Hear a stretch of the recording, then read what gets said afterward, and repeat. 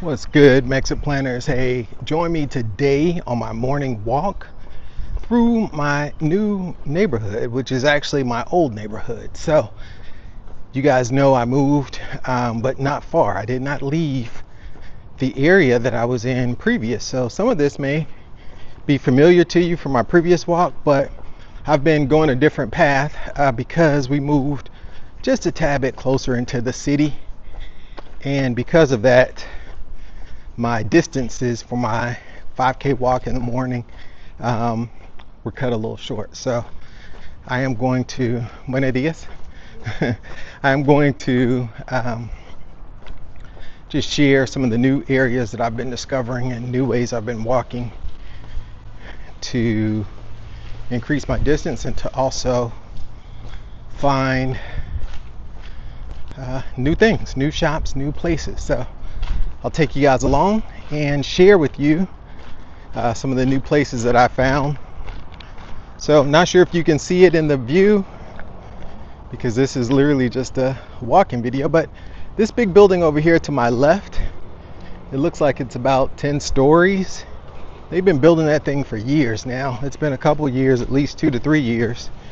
And it's going to be an apartment building, but it's also going to have restaurants and things like that at the bottom. So they're just now building out the bottom part, which has been pretty cool to see. So I'm excited about the new buildings and restaurants or new businesses that might go into there. But we are in the neighborhood right now of Emilia Zapata Norte, and we're crossing over. So 31 on that side is Emilia Zapata Norte, and now we're in Colonial Mexico, which I think I've told you that Colonial Mexico is actually one of the best areas, or one of my favorite areas of the city. And this is Colonial Mexico Norte, and 1H is a really popular street. This neighborhood is one that is super quiet. The streets are wide, but this little 1H street gets a lot of traffic. So it's a cross between Colonial Mexico and Monte Cristo. And I've discovered, being in my new house, that this is actually the 1H is a shortcut for me to go from my new house to Altabrisa area without incurring all the traffic on Avenida Comercio near Montebello. So 1H takes me around Avenida Comercio in the Montebello area, where they're now building a luxury high-rise apartment building, and so there's construction and lots of traffic on Avenida Comercio. So I can actually bypass all of that by taking 1H through Monte Cristo, or over to Monte Cristo, and then over and up through like Altabrisa. But we are now approaching Avenida Libano, which is a major intersection, and it's a major cut through from Circuitos Colonias over through all the way up to La Isla Mall. Avenida Libano is a busy street. This building on the left-hand side, as you can see, is that 10-story building that I was telling you about. I guess it's 10 stories. I didn't actually count. But this is a busy street, and if you head in the direction of those arrows, it will eventually turn into Garcia Levine, and Rene Garcia Levine, I believe, is the name of the street. And that's the street that the city center shopping center's on. City 32, Town Center, and all of those things are up in that area. But down here on this part of Libano, and the reason it's called Libano is really for the Lebanese community that is in this area. So just behind this big tall building that you see that they're building on the left-hand side is the Lebanese Community Center, which is their private club. There's also a Lebanese school back there. And I would suspect that many people in that community live in the area to the left, on the opposite side of the street of where I'm walking now. But this is Calle 1H, and 1H, as I said, is a cut through between like Colonial Mexico and Monte Cristo. And this street has a ton of restaurants. So normally when I've been walking in the past, headed to Manifesto Coffee, I would take this street that we're crossing over now to the right, and that takes me just straight up to Manifesto Coffee from my old house. I think you probably have seen this street just from that video, but now I'm kind of walking in the direction of Monte Cristo, And if I was to continue on 1H all the way down to the end of this intersection, it would take me to the Monte Cristo roundabout, which there's a really good fruiteria that is there. It probably is one of the better ones in the city, just to the right of, once you get to the end of the street, just on the right hand side, you can see it from the intersection. But that fruiteria has, juices, fresh juices, lots of fresh fruit. They also have nuts and honey and things of that nature. So really good fruiteria in Monte Cristo. And one of my friends told me that they have like soursop juice, which I've never had, but they said they make it there at that fruiteria. But we are going to come up on a bunch of restaurants and things. One of my favorite coffee shops now in the city is Cafe Loco Coffee Lab, and it is up here on our right. In just a bit, we'll get to that in just a bit, so look forward to that. But that coffee shop, I mentioned it. If you've been following Black Coffee Chronicles, which is my other channel, you'll see me talk about how special that coffee shop is. It's a pretty cool place, but it is coming up here on my right hand side in just a bit. And I apologize for the audio. So there's a lot of technical challenges when making this particular video. You can't really see it, but I'm walking with a selfie stick. And I was interested to see, because as I crossed over Labano, somebody yelled out the window something. And I think he was plugging his Instagram, but I'm not really sure. I couldn't really hear it. But here's Cafe Loco Coffee Lab here. And really, really special place. It's a Korean themed coffee shop. The owners of this coffee shop are incredibly nice, really knowledgeable, and they roast their own coffee beans. So one of my favorite places in the city right now. Also on 1H, there are lots of boutiques on this street. There's several places for like breakfast and brunch, a couple of natural juice shops, and healthy places. I haven't been to a lot of the restaurants on this street, but a friend of mine a few weeks ago went and got a hamburger, one of the smash burgers. He says is probably one of the better burgers there. And yeah, it's just a lot going on. You see the Volcho, that's is what they call them, the Volkswagen Beetles.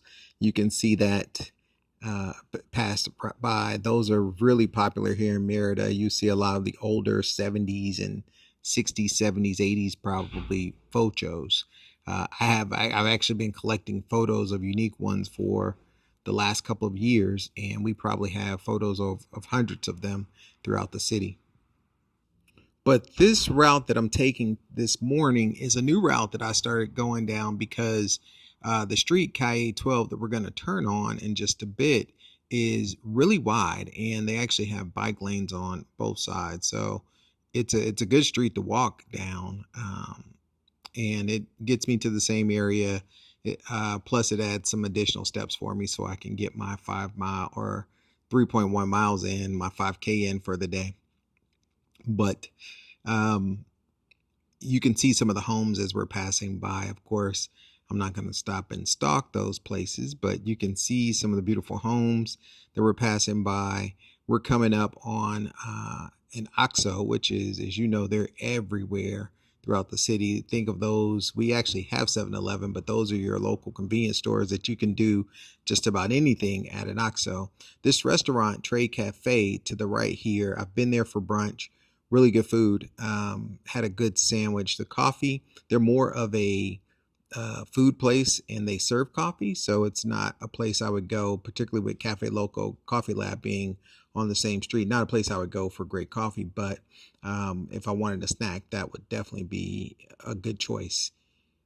So we're coming up on Calle 12, and on Calle 12 we're going to make a right hand turn and head south through Colonial Mexico. So we'll be straddling kind of Colonial Mexico Oriente, along with the neighborhood of, I think it's San Antonio Cinta. So we're like kind of right on the border, but again, straight ahead and all back throughout the left-hand side is where Monte Cristo begins. And some of the biggest homes in town, you think, it's like, who lives in that house? Some of those homes are over in the Monte Cristo area.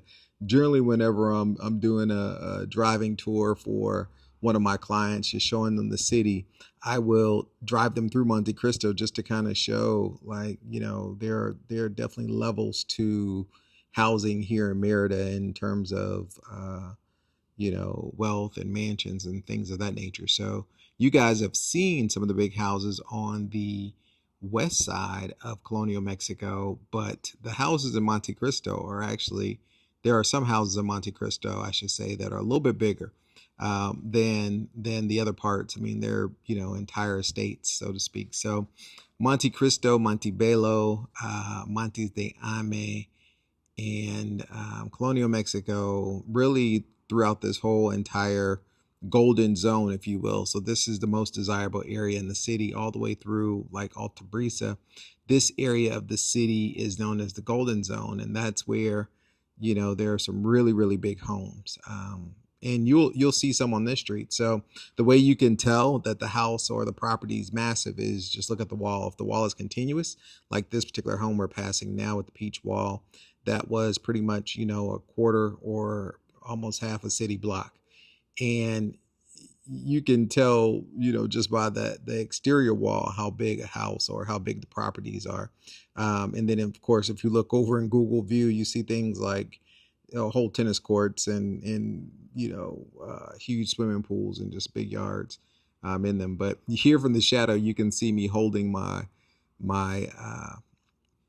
holding the selfie stick with my 360 camera. So this is how we're getting this drone like view of me walking down the street. And this is Calle 12 in Colonial Mexico. So this is actually residential Colonial Mexico, which is kind of like a subdivision within the actual neighborhood. So that's one thing that is a little different here in Mexico, is that you have subdivisions, which is like residential Colonial Mexico, where you just have houses that are on different streets. And there to the right of me is really the breadth of the subdivisions. There may be, 3 or 4 streets in a particular neighborhood or subdivision. And then you have privadas, and privadas are going to be areas with a security guard where there may be one entrance in, one entrance out, that kind of thing. And of course, you have to sign in and register your guests in order for them to come in and out of a privada. In Merida, I don't see the need to live in a privada. It's super safe.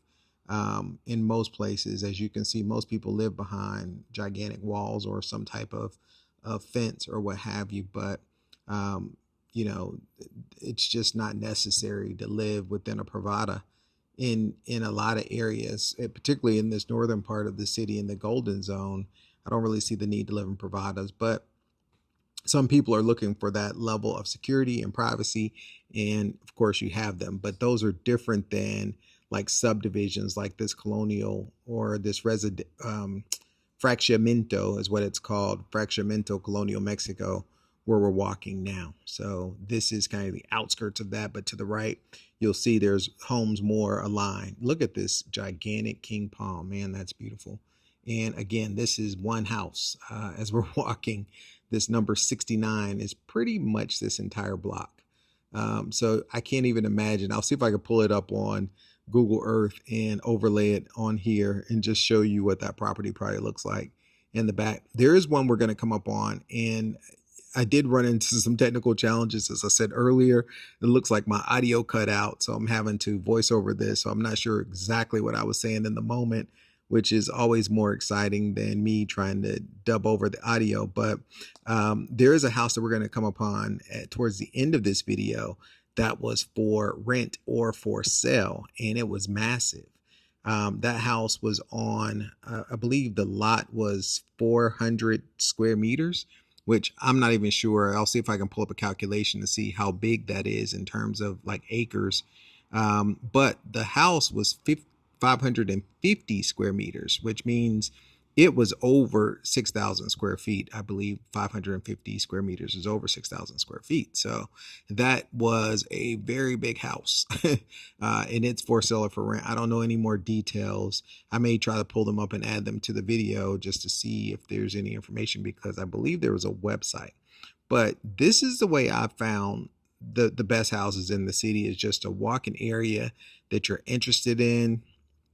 see this for rent a sign or the for sale sign, and reach out via WhatsApp. That's how I found my house that I'm in now. That's how I found the house previous to the one that I'm in now. That's how I found houses for many friends and neighbors. So it's really about the area. It's really about the street. It's really about the landlord and all of those things. But the best way to find properties that aren't going to be in a central real estate system, because there isn't a central real estate system. It's either Facebooks or WhatsApps or networking through people that you know. And if you don't know anybody and you're new to the city, the best way to do it is just to drive or walk a particular neighborhood.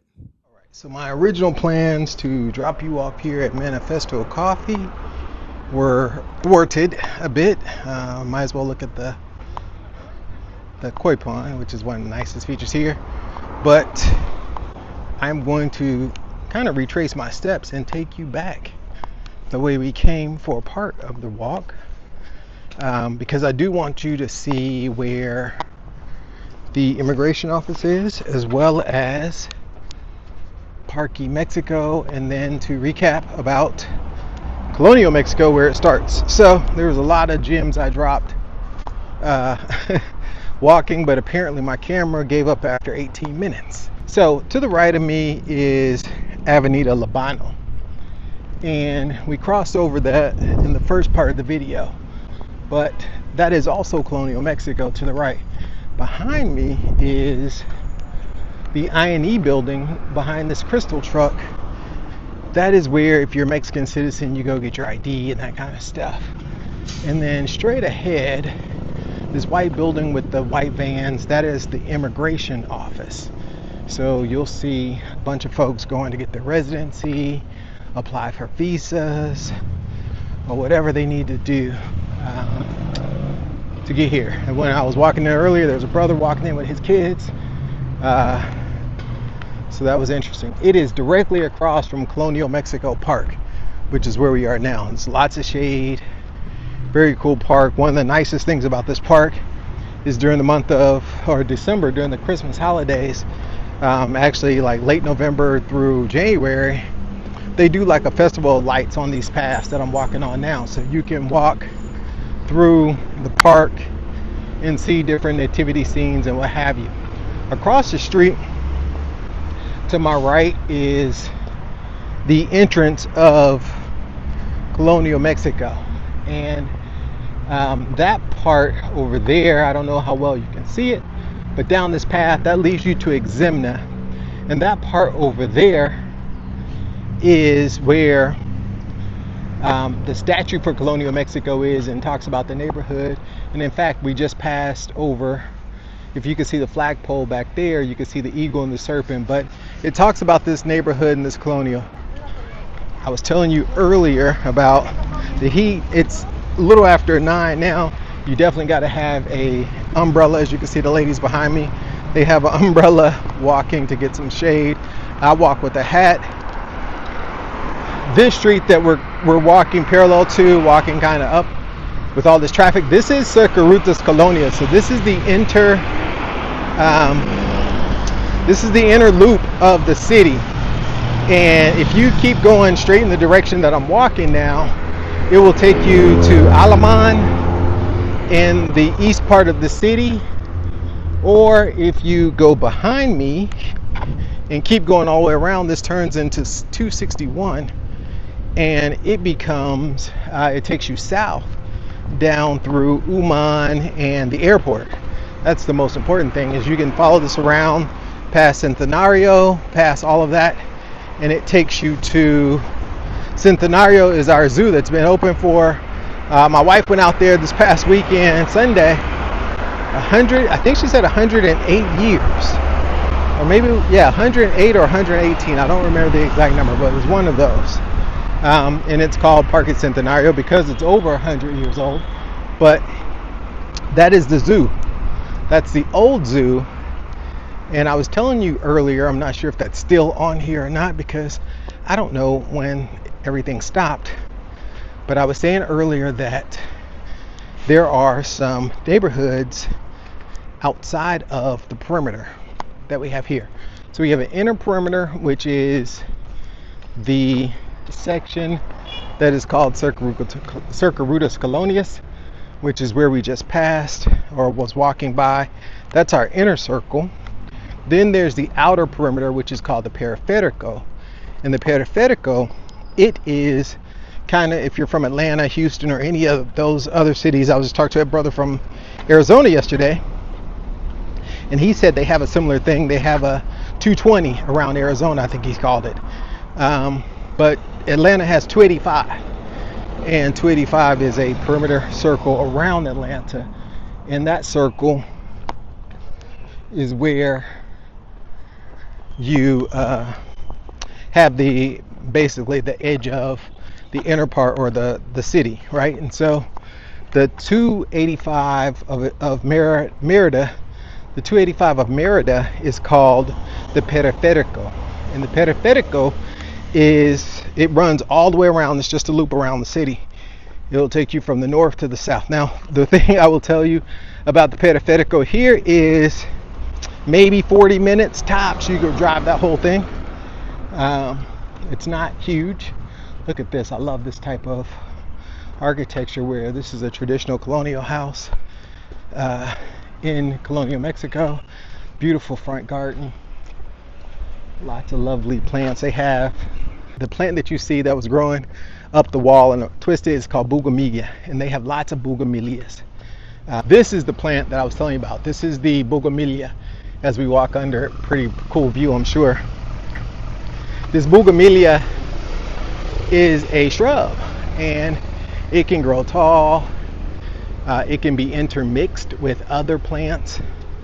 This fruit that's above us, this is an orange tree. It looks like might be, those look like sour oranges, or they call them Chinese oranges. They are sour like a lemon, and they make a beverage here called naranjada, which is like an orange lemonade.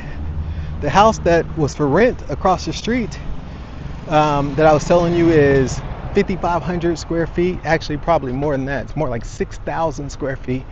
It's 550 meters square by 440 meters on land. So has, I don't know what that is in acres or hectares, but it's a really big lot. It's like it's probably half a block. This is a fraccionamiento, or a subdivision, and it's not a privada, right? It's a subdivision. Check out this cool house for rent. Wow. Wow. That looks pretty dope from the front.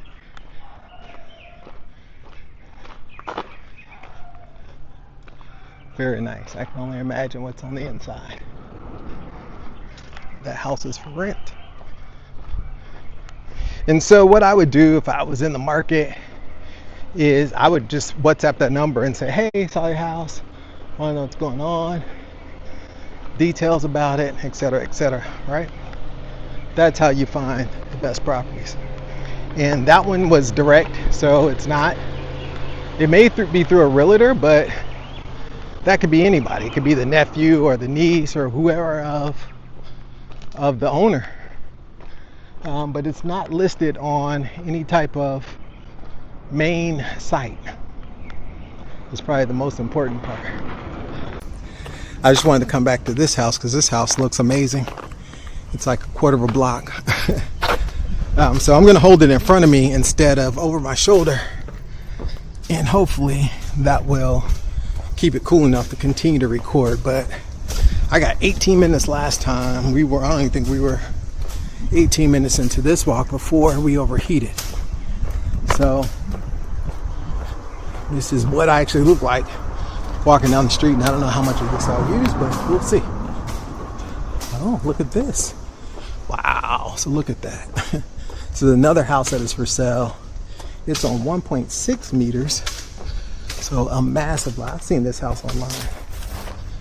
I've definitely seen this house online. They have a basketball, soccer court, tennis court on side. Massive house in Colonial Mexico. This house is like in a perfect area, and you wouldn't expect it to be just right here. but and probably they own this lot too, with room for expansion. So here's a little park. So this is the park in residential Colonial Mexico. It's a neighborhood park. Most fraccionamientos or subdivisions have their own little park that they maintain and keep up for public green space. But this neighborhood actually surprised me. There's some really big houses in this neighborhood, several, one for rent, a couple for sale. So definitely go through and check it out if you like this area. It is a prime area right next to Avenida Lubano, just off of Calle 1H. So a prime area. Definitely do me a favor and share this video with someone interested in looking around what the real Mexico and Merida is like. Love this neighborhood. If you want to see more neighborhoods, do me a favor and bang that like button so that the algorithm will share this video to more people. Until next time, MexitPlans Monty, I'm out.